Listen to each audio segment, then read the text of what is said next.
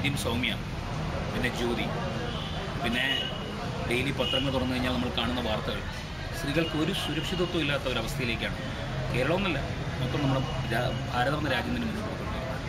ഇതിനെന്തെങ്കിലും ഒരു കടിഞ്ഞാണിട്ടില്ലെങ്കിൽ നമ്മളുടെ അമ്മപങ്കമാർക്ക് വഴിയിറങ്ങി നടക്കാൻ പറ്റില്ല. അവരെത്രത്തോളം വിദ്യാസമ്പന്നരാണെന്ന് പറഞ്ഞാലും സാക്ഷരത കേരളത്തിലാണ് അവർ ജീവിക്കുന്നതെന്ന് പറഞ്ഞാലും അവർക്ക് ഒരു സുരക്ഷിതത്വം ഇല്ലാത്തൊരവസ്ഥയാണ്. അതിനെതിരെ പോരാടാൻ വേണ്ടിയിട്ട് നമ്മളെല്ലാവരും ഒന്നിച്ച് അണിചേരണം.